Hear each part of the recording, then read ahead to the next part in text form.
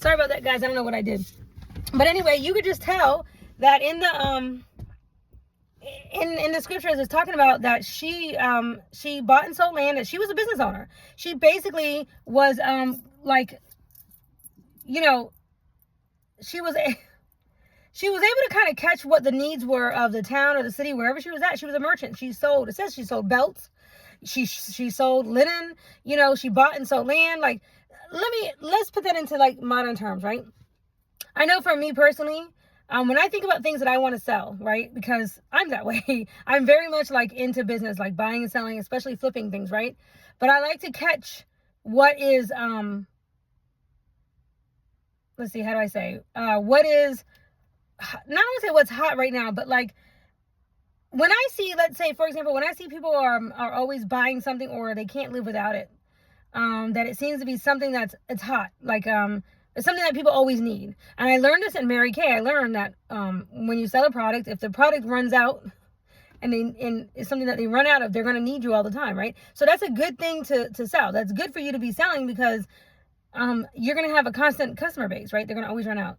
So for me, when I think about like something I can buy and sell, if I can buy it low, sell it for more, right? But it has to be something that people want.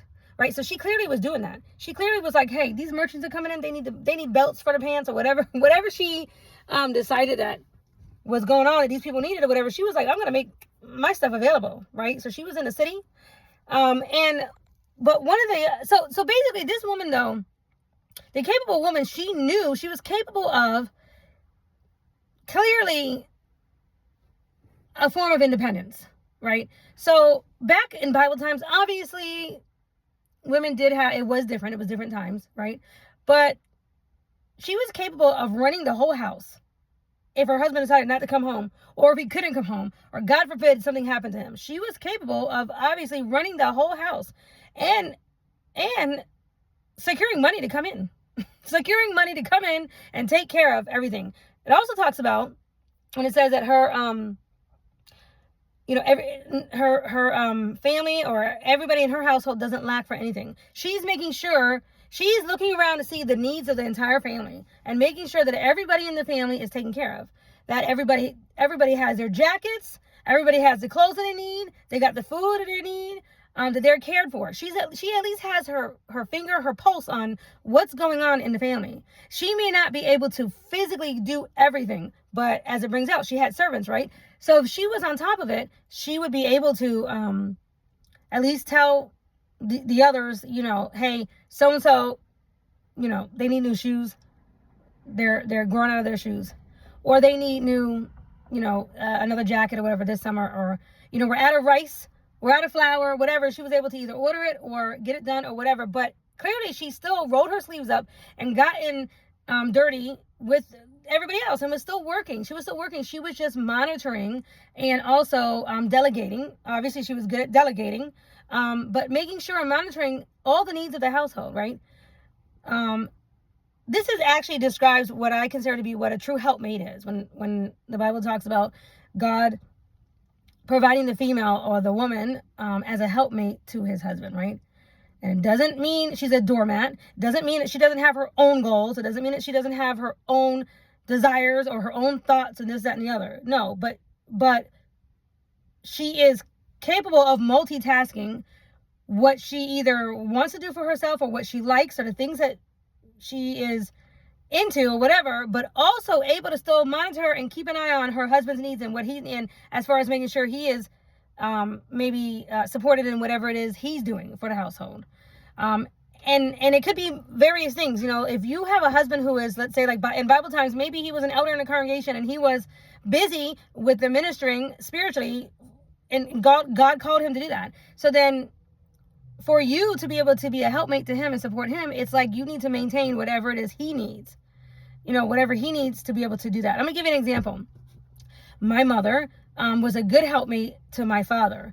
He was an elder in the congregation even while he was sick. When he was sick and as he got sick, it got harder and harder for him to do the normal things because he became terminally ill, but he deteriorated kind of slowly, and then he eventually, you know, got into a wheelchair, and he wasn't able to do things like ironing his clothes and stuff, right? But he still served as an elder. He was definitely still a part of the congregation, and But for him to do that, he needed the help of my mother to be able to get himself ready to go and to either give talks, on stage, Bible sermons that you guys might say, but we call them talks or whatever, or to be able to give encouragement to those who needed the encouragement, or whatever the case. When he had his elder duties and things, my mother had to, make sure he was fed, make sure he had what he needed, his medication. Like, she was there for him so that he could actually be the support that God called him to be spiritually in the congregation. You understand?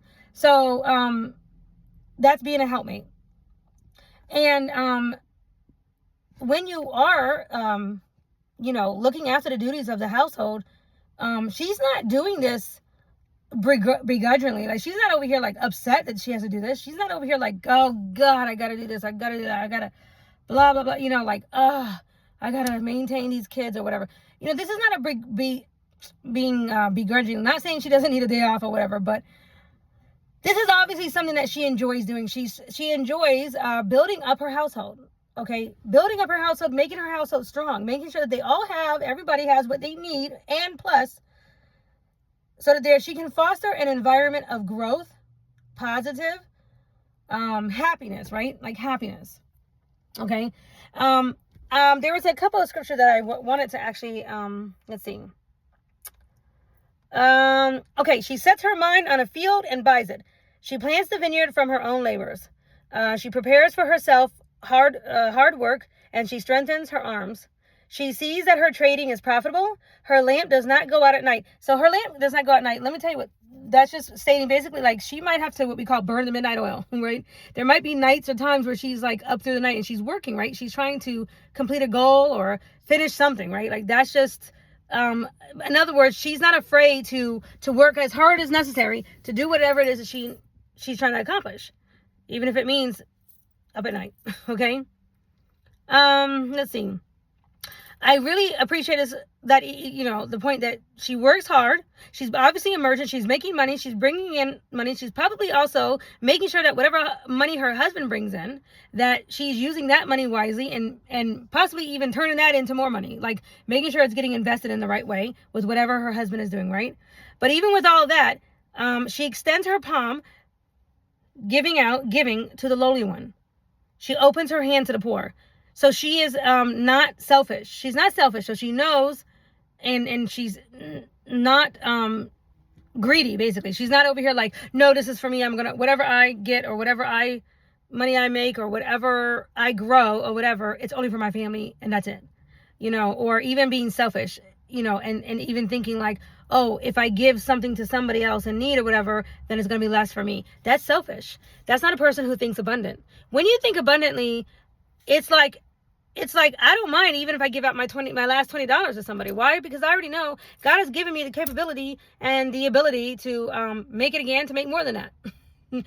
Like, she's not afraid to give out what she has or, whatever is necessary. Because she's not over here thinking like, oh, I might not get any more. I might not be able to make any more. I might not, whatever, okay? It talks about she doesn't worry about her household because of the snow, or for the whole household, is because the whole household is clothed in warm garments, right? So the reason why she's not worrying about her household is because she knows the work that she's already put in. She knows she's already prepared. She's planned and prepared. It's like planning and preparing meals. Let's say if you decide, if your husband only makes, let's say, $1,000 a week or $500 a week, whatever he makes, right? And you budget out $100 for food, whatever it is, right? You have to be smart with that money, right? And plan your meals. You are probably going to, a good woman, a capable woman is going to be able to meal plan. She's going to be able to take whatever that amount is for food or whatever is budgeted, or make a budget. If there is no budget, she's going to make a budget and she's going to say, this is how much we have budgeted for the food. And then she's going to make meals based on that. She's going to literally be able to make meals that can spread. And, with that. Now, depending on how she was raised up and everything, I was not raised with a silver spoon in my mouth. We were not rich. We had our needs met, but we definitely went through hard times. After my dad became a firefighter and everything, then, the family definitely did better financially and whatnot. But because of going through hard times financially, with my, my family, my mother and everything, I know how to make what we call hard time food, right? Hard time meals. This is how you make something stretch, right? You can take a little package of whatever, hot dogs. It could be ground beef. It could be a small little can of canned chicken or fish or whatever. Like, I know how to stretch that. I know how to stretch that and make it last into a meal, right? And make it so that everybody's belly is full, right? Also, it's good if you know how to can. Learning how to can is, these days, it's an art. Now, you can definitely find that out on YouTube. You can definitely go on YouTube. But canning is also a very good thing to do. It's good to have, your pantry stocked. So a good woman is going to know how to, live on whatever means is available at the time. We call them hard time food, hard time meals, right? And she's not too proud to do that. What makes her proud is being able to provide, or being able to put that food on the table, or make the food stretch of whatever she has, and coming up creatively with something, right? I know lots of women these days are, everybody's raised differently, but I do know there are some who are still teaching their daughters how to do that. How to look in a pantry and put something together, even if you were not able to go out and, buy a prepared meal, or just spend money frivolously here, there, and anywhere. Like, actually preparing, right? Now, that is a skill in itself. So that is something that requires a woman being capable enough of thinking ahead, planning ahead, right? Okay, so something else. Let me see. There was, she said her husband is well known in the city gates. Now, and then this is the other part. She opens her mouth in wisdom, and the law of kindness is on her tongue. So if she has wisdom about her, she's going to make sure that she's not over here, talking bad about her husband. Like, in other words, her husband is well known in the city gates, where he sits among the elders of the land. See, the thing is, she knows that the things that she says, the things that come out of her mouth, she's understanding that is, that could break down her husband's spirit. It could break down her husband's name, his reputation, right? Depending on what comes out of her mouth, she needs to be careful. Wisdom comes out of her mouth. A capable wife, she understands that wisdom is going to come out of her mouth. That any complaints that she has about her husband, she better take them to him. She better talk to him about that. Okay? You don't take your complaints to your mom, to his mom, to your sister, to your brother, or to just anybody who you just want to go out there and gossip or whatever, right? That's not going to be acceptable. That's not going to work what is good for your household, because that's going to hurt him, especially if she hasn't gone to him about whatever the issue is, right? So her wisdom is going to tell her, I'm not going to talk bad about my husband. I'm not going to make him feel bad or embarrass him in front of others, or, just whatever, like, she's going to think about that. She's going to be careful that she's using her words and her mouth for wisdom, not for breaking down, not for hurting. Okay. Now let's see. So it says, 27, she watches over the activity of her household, and the bread of laziness she does not eat. Well, the Bible does say, if you're lazy, then you don't deserve to eat. So I don't do lazy in my household. My boys will tell you, they were, I'm very proud of my oldest. He was hustling, cutting grass and stuff like that from a young age. By middle school, he was doing that. But I always had a hustle. I always did things myself. I was babysitting. I remember I had up to 16 children at one point in my house. I was like 15. And I would go and pick up the kids from the school behind me, because they needed to be picked up or whatever. And then one by one, the parents would come slowly to come pick them up from me. I remember counting at one point, I had 16 children. My dad was like, oh my God. He would go in his room and just shut the door. But I had them all under control. They were not running around the house or nothing like that. At my peak babysitting, when I was like 15 and 16, and before I started working, I actually started working at 15 and a half. Yeah, I was like 15 and a half. My first job was Burger King. But I was babysitting all from before that, because my dad taught me CPR, because my dad was a firefighter, right? So people love that. I was a firstborn, so I was used to watching after my own brother and sister. So I had a lot of people who used me as a babysitter. But I remember at my peak, I was making around $500. I made around $500 a week sometimes. I was very proud of myself, because back then, and also I was young, so I was proud of myself, right? But watching over children, the household, keeping after what their needs were, things like that. That helped me to learn a lot, obviously. Learn how to care for my own children. But what it also showed was that I'm not lazy. You can't be lazy. You can't just expect money to just fall into the, out of the sky, right? You cannot be lazy. You have to be willing to work hard for your household, for your family, right? A capable woman, a godly woman is going to be very careful about not speaking cursings over her family, right? Speaking negatively over her family. She's not going to break her family down from within. That's what they call breaking your family down from within, just speaking unkindly, screaming, yelling, barking out orders, things like that, and sometimes that comes from being unhealed, right? Sometimes that just comes from being an unhealed version of yourself, and you're not even realizing how you sound. Sometimes that can come from if you grew up around a lot of craziness in your family. If you grew up around a lot of craziness, or a mother who was always yelling and screaming, then you're likely going to become that way yourself, right? And it's going to take effort on your part to decide not to do that, right? But if she's a wise, godly woman, she's going to know that God is not happy with her if she's doing that, if she's treating her family that way. And she's going to care about that. Like, that's going to matter to her, right?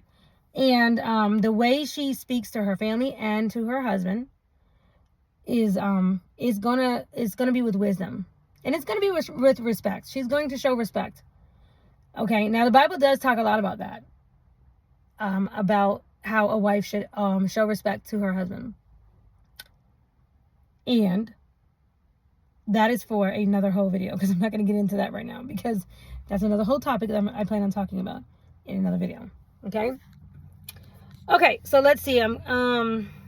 Let's see. I love verse 30. It says, charm may be false. Charm. So a girl can have a lot of charm. She may be charming. She may be charismatic. She may know how to charm. She might could charm the crowd. She can be very charming, right? But what does it say? Charm may be false. It might be false, because people know how to put on airs. A woman, anybody knows how to put on airs. That may not be sincere. But it says her beauty may be fleeting. Well, we know what that means. Beauty fades. Beauty does not stay the same. The way you look now, it's not going to how you look 20 years from now, right? We all know that. Beauty literally is only skin deep, because beauty cannot run a household. You can't run a whole household on being beautiful.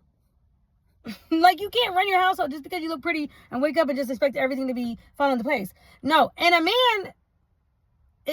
men don't marry somebody just for looks. If they do, then they were shallow themselves. And I guarantee you, if that was the reason why, then it's not going to be a relationship that's going to last too long. Because she's going to need to come with some more skills if she's going to ever run a household, have a household, and run a household, right? You need to have more than just that attraction, charm, and beauty, because that's fleeting and that doesn't last. It says, but a woman who fears Jehovah will be praised. The reason why is the woman who fears God, right? She's going to look to the Bible as her place of orientation. She's going to go to the Bible. She's going to pray to God. She's going to be a prayerful woman. And he's going to give her the words to say to encourage her husband when he needs encouragement, or to help give him ideas when he needs ideas, or whatever it is that she is needing or that she may be lacking in. She'll pray to God for that help, right? To be able to help him. And that's if she fears God. And that's if she actually looks to God, and if she's actually concerned with her behavior, right, to God. If that's most important to her than anything else, is her behavior in front of God, that's going to have a trickle-down effect on everyone around her. Husband, family, friends, everybody. She's not going to do things like steal from her husband or take his money and go gamble or something. She's going to check herself if she's drinking too much. If she drinks too much and gets crazy, gets wild, whatever, She's going to check herself. She's not going to use his money for that. She's not going to use his money for pills, popping pills, meth, whatever. Okay, all those addictions and type of things that go on both. I see this in relationships all day, every day. I see this with people all the time. And that's because, because I've experienced now people knowing, people basically who have issues with addictions and everything, right? I now can recognize it a lot faster. And some people hide it very well. Some people can't hide it very well. But they can't hide it once you get close to them, like interpersonal, like in their household, right? They might can hide it outside the house, but they can't hide it inside the house, right? Those are things that would be taken away from whatever her husband is doing. And I'm talking about the woman right now, but we do know that this goes on both ways. It could be a man or a woman, right? But the most important thing is that a capable wife is someone who is able to multitask, right? She has her full brain capacity available to her because she's not clouding it up with satanic things, worldly things, bad energies, or addictions or anything like that, right? Her capabilities are going towards her family and building them up and making sure that everybody has what they need. She is looking after the needs of her entire family, from the things that they're putting in their mouth to the things that they're wearing to the money that's coming in. And if she's running a business, and she's learning how to multitask, and also looking after the mental health and well-being of everybody in the household too. Okay, so that is keeping her pulse on when there is an emotional needs or emotional support that needs to be happening. If your child comes home and you see that he's had a bad day, or if her husband comes home and he's had a rough day from work that day, right? She's able to peep that out and multitask, like, say, okay, you know what, I'm gonna give him an extra 5 minutes today because I need to figure out what's going on with that so I can help him. But a woman can only really do that if she's been able to do that for herself, right? If she has been able to do that for herself, or if she has at least if she cares, right? If she doesn't know what to do, she knows she can pray to God for help. Okay? And then she will act upon whatever direction she is given. Okay? So anyway, I wanted to go into a little bit of that. I've already hit over 20 minutes. I'm going to have to splice this video together again. Or maybe I'm just going to have to do a part 1 and part 2 because it's hard doing that. So I'll just have to upload them. So I'm sorry I had to break up these two. But anyway, bye.